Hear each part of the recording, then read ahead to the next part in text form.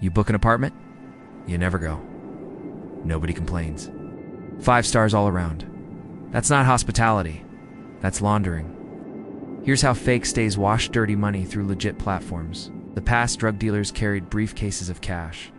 Now they scroll through Airbnb, choose a place, pay with Apple Pay, then wait for the refund to hit their bank. Laundering money has gone digital. And while there are obvious red flags, some schemes are hiding in plain sight. These are the fake stays. Might seem like good deals. In fact, they probably are. But we're going to show you why these bookings aren't what they seem. They're just one tiny piece of a much bigger puzzle. The loop. The loop. The fake stay is simple.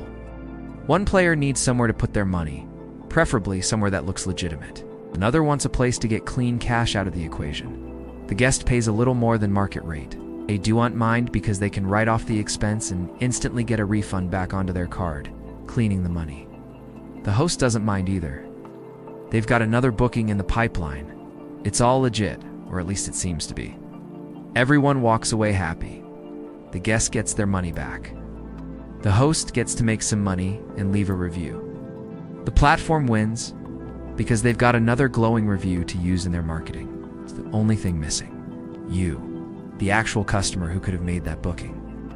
This story comes from a source familiar with investigations into financial crimes. He wanted to remain anonymous, so we'll call him Marcus. He told us about a ring that operated on a popular platform. Small rings recruit mules to be both hosts and guests. They help launder just enough money to keep things under the radar of anti-money laundering teams. These rings run with very low overhead. There's no VIP service, no luxury condos. In fact, the listings are often identical down to the description and the stock photos. The only difference? The location. This way they can fly under the radar of anti-money laundering teams. We found an example. This is a message we received from a person who says she was being targeted to be a host. Quote, "I own a condo and have been getting these messages asking if I can rent my unit, and they will return the money back to them through PayPal, and they will leave me a great review. They said that they are trying to clean money, and I won't be bothered or asked for any info. They will just drop the key off at the front desk and pick it up. No face-to-face contact is ever needed. They also said I should list it for around $100 per night, because that way I would be flagged by Airbnb. There's a telltale sign that these bookings aren't real, and it's the lack of photos. Take a look at the top listings in this Miami neighborhood. Do you see a trend? Almost all of them lack candid guest photos. Reviews are great, but they don't prove anything. Anyone can post a review from anywhere. The best way to know that someone stayed is if they snap a picture of themselves next to the Wi-Fi router, or the welcome mat, or the smart thermostat. And it turns out those pictures are almost always missing. Another telltale sign, the lack of messaging history. Take a look at these listings. We found no indication that anyone actually spoke to these hosts before booking. Think about your own experience. When you book a hotel, you usually check availability, maybe read the description, but you don't usually start chatting with the hotel manager. When you book an Airbnb, though, it's usually a little different. You want to know about check-in? You ask about parking? Maybe you inquire about amenities. And all of that leaves a digital paper trail that's strangely absent from these listings. Our sources say that fake stay creators know this, and they avoid messaging. They book and pay, and that's it. Once the refund hits, they move on. Some rings try to scale it bigger, operating dozens of accounts. At its core, this is a classic money laundering technique. Drug dealers, human traffickers, even hacktivists need to turn dirty money into clean money. Laundering is the process of making that happen. By using fake stays, criminals can take their ill-gotten gains, deposit them into a travel account, then redeem them against a series of low-effort listings. That cash is now covered under the guise of a business transaction. It's cleaned. And with new regulations around crypto, it's a popular way to cash out and stay under the radar. Chapter 2. Scaling the ring. So we know the basics of how it works. But how big of a problem is it? The answer depends on whom you ask. The number of fake stays might surprise you. For example, this email came from a tech worker in Asia. Quote, "Our team would organize 200 fake stays a month, costing around $3,000 each. so that's $6,000 a month.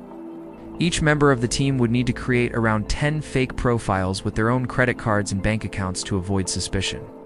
My job was to find and book the apartments and then leave feedback on them. The money was transferred via bank to our local partners who would repeat the process in their country and transfer the funds to wherever they needed to go. These numbers are hard to verify, but the existence of fake stays isn't. If you look at the number of listings and users on a platform like Airbnb, you realize there are millions of possible combinations. Fake stays are running rampant, but they're evolving. In the past, they relied on classic fraud techniques like using stolen identities and hacked credit cards. But now platforms like Airbnb offer new ways to launder money. In the past, money launderers had to be tech-savvy to get set up. Now they simply log in and book. Today, thousands of people around the world are doing fake stays, and they're leaving behind clues that platforms can detect. Chapter 3. Platform Signals. Any large organization collecting data has an idea of what normal behavior looks like. When someone starts behaving abnormally, alarms go off. And that's happening here. Sources tell us that Airbnb is fighting back with anomaly detection systems. And there are 6 signals they're looking for. The first is high booking volume without using the door code. If you book a place, you don't show up, and nobody gets access to the door code, that's a red flag. The second is repeat pairings. If the same user books a property and checks in, but then cancels just before check-in time, that's a red flag. The third is refunds immediately after booking. If a guest books a property and receives a refund within hours, that's a red flag. Fourth is off-platform chat mentions. If a conversation starts on the platform and moves to Telegram or WhatsApp, that's a red flag. The fifth is device fingerprint overlaps.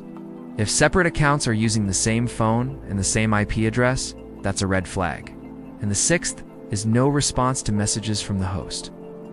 If the host doesn't reply, that's a red flag. Chapter 4, Money In, Money Out. Why do criminals love this? Because payouts look like ordinary rental income. Banks are used to Airbnb deposits. Mix in a few legit bookings and you've got cover. Rings may even cause minor damages on paper, so they can send partial refunds that look like normal disputes. Chapter 5, Cracks in the Scheme. These fake stays aren't foolproof. In fact, they fall apart at the smallest touch. It unravels when a real traveler gets double booked and complains when a neighbor files a report on a ghost listing. When a payment processor flags an identical device and IP addresses, or when a host forgets to mask a mule's identity in a message thread. Chapter 6. Protect yourself and the platform. If you're traveling, be wary if a listing has hundreds of 5 stars but 0 candid guest photos. Be careful if the host pushes you to cancel and offers a direct refund via Cash App. Be suspicious if replies are canned, and avoid answering basic questions. As a host, never accept off-platform money. Keep door code logs and ID checks tight. Report suspicious repeat bookings. We reached out to Airbnb with our findings and they provided us with a statement. Scams and fraudulent activity are not new to the online world, and we continuously invest in improving our detection process, they wrote. We've seen similar activity to what UV described and have robust safeguards in place to identify and prevent fake activity from taking place on our platform. While we can't share specifics about our detection process, we can confirm that we are always working to improve it, and it's designed to adapt to evolving tactics and protect our community. Thanks for watching. Fake stays are a thing. The more we recognize the patterns, the harder it is to hide dirty money in plain sight.